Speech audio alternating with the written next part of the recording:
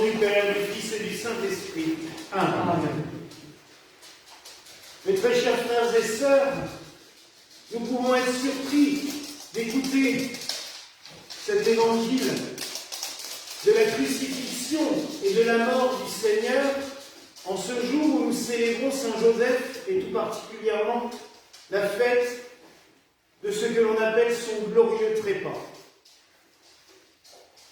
Mais toute la foi, j'allais dire, de l'Église concernant Saint Joseph et ce qui lui est arrivé au moment de sa mort et par la suite, nous vient de cet évangile de Matthieu, où Matthieu nous explique qu'au moment même de la mort du Christ, de nombreux justes, de nombreux saints se sont levés de leur tombeau à Jérusalem et aux alentours pour entrer dans la ville et proclamer la louange de Dieu. Et c'est une croyance qui remonte au Père de l'Église que parmi ces saints et ces justes, Joseph était là. Il fut sans aucun doute l'un de ceux qui ont été ressuscités par la gloire du Christ sur la croix. Ce n'est pas une croyance, mais c'est une hypothèse très vraisemblable et qui a toujours été crue, transmise, enseignée par les grands théologiens qui se sont penchés sur Saint Joseph. Pour nous autres, Gallican, c'est une fête encore plus importante, car c'est deux des plus grands théologiens français, et Gallican, puisqu'à l'époque ils ont aussi défendu les thèses de l'Église gallicane face au chiisme qui déchirait l'Occident. Ces deux théologiens qui ont particulièrement travaillé sur Saint Joseph, je parle de Jean Gerson et de Pierre Dailly. Alors Jean Gerson est assez connu car il a écrit une œuvre considérable. Il a écrit aussi un livre qu'on lui a attribué pendant longtemps. Par la suite, on lui a, volé son œuvre. Maintenant, les historiens commencent à lui redonner toute sa plénitude, car il est, sans aucun doute, l'auteur de l'Imitation de Jésus-Christ, ce livre qui a été vendu à des millions d'exemplaires dans le monde entier, presque autant que la Bible, tellement il est apprécié comme livre de dévotion. Jean Gerson a aussi écrit un poème en alexandrin qui s'appelle la Joséphina et qui fait environ 450 pages. C'est productif. Et c'est composé selon les grands moments de la vie de Saint Joseph. Pierre Dailly, qui était cardinal et qui travaillait avec lui, l'a aidé beaucoup dans cette œuvre sur Saint Joseph.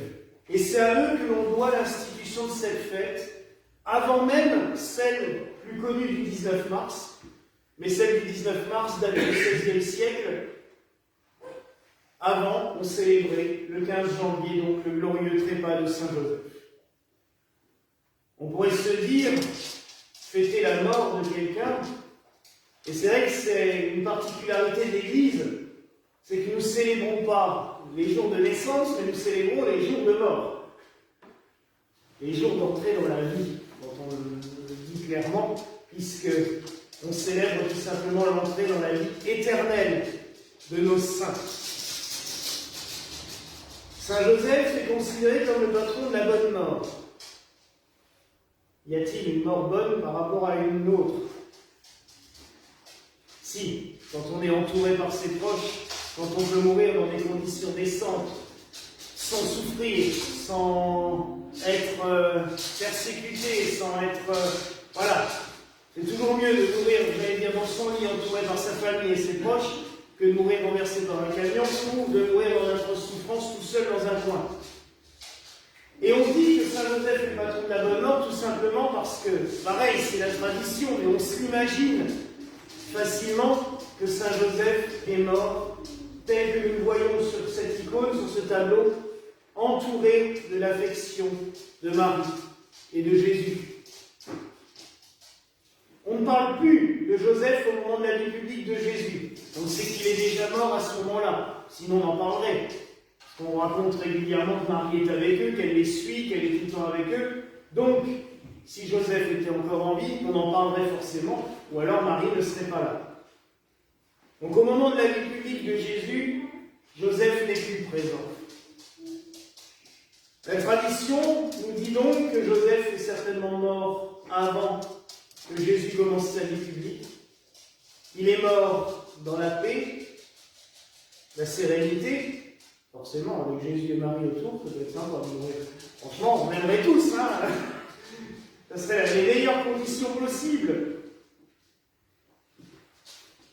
Et donc la tradition veut que Joseph ait été ressuscité au moment de la mort de Jésus. Et par la suite, comme c'est l'un des seuls saints avec Marie et avec Jean-Baptiste, avec Jean l'Évangéliste, dont nous n'avons pas le corps, sans aucun doute il aurait été assomptionné. C'est la tradition de l'Église que ces trois-là ont été préservés de la corruption terrestre pour être dans la gloire de Dieu en permanence avec Jésus et avec la Sainte Trinité. C'est très théologique, je le conçois, mais c'est aussi tout simplement pour nous rappeler l'importance qu'il peut avoir. Joseph, nous le prions pour obtenir une bonne mort. Nous le prions aussi ici tout particulièrement pour le salut de nos défunts. C'est pour cela qu'il est présent sur l'icône des âmes du purgatoire et que le registre des défunts est écrit juste en dessous. Qu'on lui confie nos morts pour qu'il les accueille. Les saints ont toujours voulu voir en Saint Joseph un des portiers du ciel, avec Marie. Tous les deux à la porte en train de d'ouvrir et d'accueillir le plus grand nombre auprès de Dieu. Mais le fait aussi que Joseph ait été préservé ainsi par le Christ, c'est pour le remercier, rendre grâce. On l'oublie trop souvent, mais sans Joseph,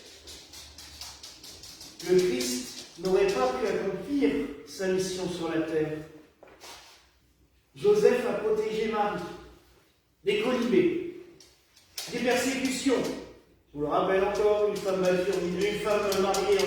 une femme adultère en Israël à l'époque, c'était la lapidation. Donc, oui, elle n'est pas adultère, donc ça les gens ne le savaient pas, et ils ne voulaient pas l'entendre. Pour eux, elle avait eu un enfant, qui n'était pas de son père, donc ça commençait déjà à être pas bon. Et il l'a préservé de ça. Il les a protégés en allant avec elle. Il les a protégés en partant en Égypte pour fuir Hérode. Il a veillé sur lui. Il l'a éduqué. Ce beau terme, quand on appelle Saint Joseph le gardien du Rédempteur. D'un autre côté,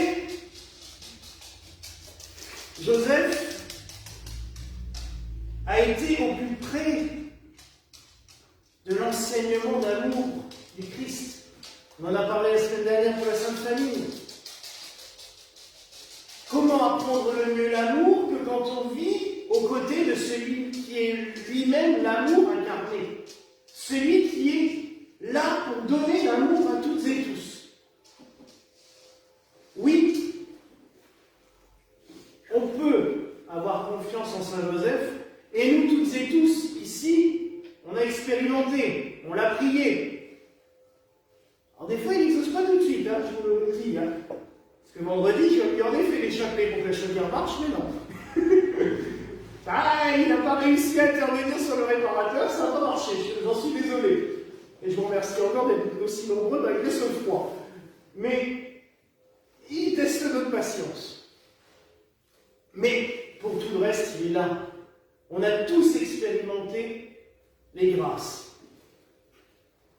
Et moi, j'en suis, mais tous les jours, ébloui. Je suis aussi ébloui par les différents combats qu'il peut y avoir pour qu'on ne le célèbre pas. Parce qu'à chaque fois qu'une fête de Saint-Joseph s'annonce, il y a des galères dans la semaine avant. Et cette semaine, ça a été mais gratiné chez gratiné. Et pourtant, on célèbre. Parce qu'il y a un titre que Joseph a acquis. sa vie, par sa présence auprès du Seigneur, par sa mort et son entrée dans la gloire. Je l'ai expérimenté ici à plusieurs reprises. Saint Joseph, terreur des démons. C'est l'icône qui est tout à droite au-dessus de l'autel. Quand il terrasse le dragon. Oui, mes frères et sœurs, Saint Joseph a, comme Marie, obtenu ce pouvoir sur les démons, sur le mal, de le détruire et de le rabaisser au plus bas. Saint Joseph fait peur au mal, et c'est très bien ainsi. Mais tout cela, ce n'est pas par sa propre volonté, ce n'est pas par ses propres mérites, même s'il lui fallait un sacré courage tout au long de sa vie, mais c'est aussi parce que le Seigneur l'a préservé, il l'a mis à part. Et ça, c'est exceptionnel.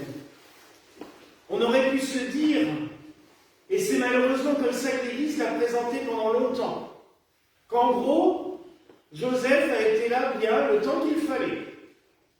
Et puis on l'oublie. Ah ben il n'est plus dans la Bible, ça y est, c'est fini. Et c'est ce que l'Église a fait. Pendant des siècles, on a oublié de le célébrer. Quand on a créé cette fête du 19 mars à une date qu'on ne sait pas trop pourquoi, on a zappé immédiatement la date du 15 janvier. Jean Gerson avait créé aussi une autre fête qu'il a fait célébrer, qui a été célébrée dans toute la Gaule, qui sont les épousailles de Joseph et Marie, le 23 janvier, on fera ça dimanche prochain. Mais là aussi, tout d'un coup, ça a été réduit au rang de mémoire et on l'a zappé. Dès qu'on a créé une fête un peu plus solennelle, parce qu'un pape avait une dévotion à Saint-Joseph, le suivant a supprimé toutes les autres. Ce qui fait qu'on se retrouve toujours avec, maintenant, l'Église catholique, c'est deux fêtes, le 1er mai, Saint-Joseph travailleur, et le 19 mars. Mais toutes les autres ont été supprimées, comme la nativité de Saint-Joseph le 20 juillet, qui est aussi une fête magnifique, parce qu'il y a un lien profond avec le prophète Élie qu'on célèbre le même jour. Alors que pourtant, il y a eu une prophétie au XVe siècle. Vous remarquerez que le XVe siècle a été quand même extrêmement productif pour la dévotion à Saint-Joseph.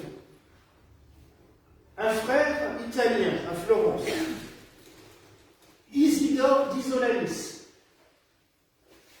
a eu des dons prophétiques dans son couvent à Florence, et il a écrit des prophéties, notamment sur Saint-Joseph.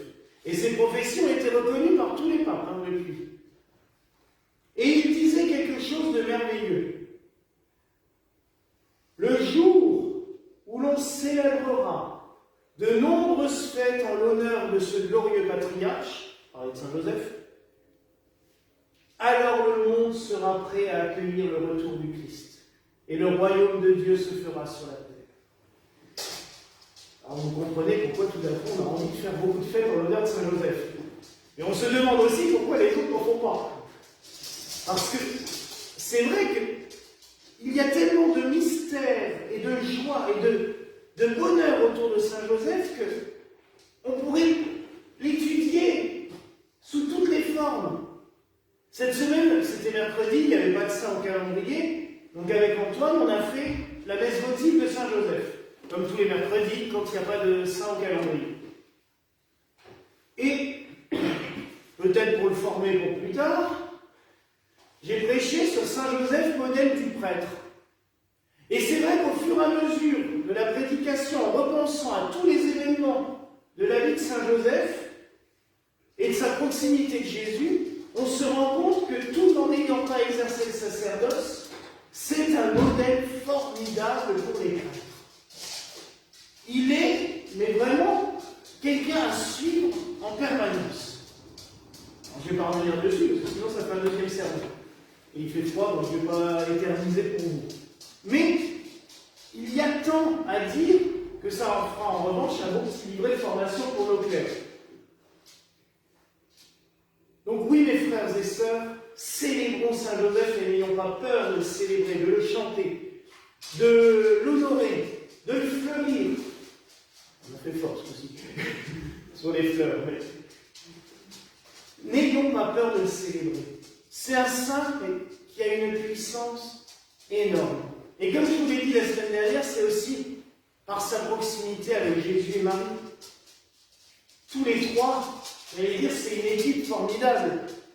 C'est déjà l'image de la Trinité sur la tête, mais c'est une équipe formidable. Priez la Sainte Famille, vénérez la Sainte Famille. Ils sont là. Puis alors là, on ne peut pas nous dire que ce n'est pas une Bible, ils sont bien marqués dedans. Hein. Dans le calendrier, enfin, ils sont bien marqués dans la Bible, donc c'est vraiment quelque chose de puissant et fort. Ben, c'est les vrais programmes de place. Donc oui, mes frères et sœurs, prions et célébrons Saint Joseph. Chantons-le, invoquons-le, demandons-lui. Et ne désespérons pas quand des fois il ne nous répond pas tout de suite. Il teste notre patience. Parce que c'est bien d'être la patience quand on y arrive. Moi je ne sais pas, je ne connais pas, j'y arrive pas, donc c'est pas grave. Lui, en tout cas, il nous l'apprend, il nous éduque. À nous de nous laisser enseigner et éduquer par lui. Mais surtout, n'oublions pas qu'il est présent dans la gloire de Dieu. En bas, dans l'oratoire où il y a la l'huile, j'ai mis le tableau qui était avant de ce côté-là, où il y a l'apparition de Gnoc. Je vous rappelle que c'était une des apparitions 1879 en Irlande. Un soir du mois d'août, mais il pleuvait des cordes. Et une servante passe derrière l'église et elle voit sur le mur de l'église des images. Elle se dit qu'elle est fatiguée, mais bon, à un moment donné, elle revient quand même voir. Puis il y a d'autres personnes qui viennent, ils sont à 5 à voir. Il y a un autel avec l'agneau de Dieu. Dessus, une grande croix et des milliers d'anges autour. Et sur le côté de cet autel, il y a Jean l'évangéliste en train de prêcher. Il y a Marie en train d'invoquer le Seigneur, les yeux levés, les mains, comme ça en oraison. Et sur le côté, il y a Saint Joseph en train de prier. Les trois ont été ascensionnés. Les trois sont apparus à Pinocchio comme une image de ce qui se passe dans le ciel en permanence. Alors oui, n'hésitons pas à invoquer Saint Joseph, à lui demander toutes les grâces possibles, même à le tanner, comme disait le frère André à Montréal, quand on lui disait « Mais comment on fait pour se servir de l'huile de Saint Joseph ?» Vous en mettez sur vous, et vous tannez Saint Joseph jusqu'à ce qu'il vous exauce. Tannez-le, il aime ça. Insistez, insistez, vous verrez, il vous exaucera. Et je peux vous dire que ça marche. Alors oui, invoquons Saint Joseph, célébrons-le car il est dans la gloire de Dieu. Voilà la grâce que je vous souhaite en ce jour, au nom du Père, du Fils et du Saint-Esprit. Amen. Et que la paix du Seigneur soit toujours avec vous. Et avec votre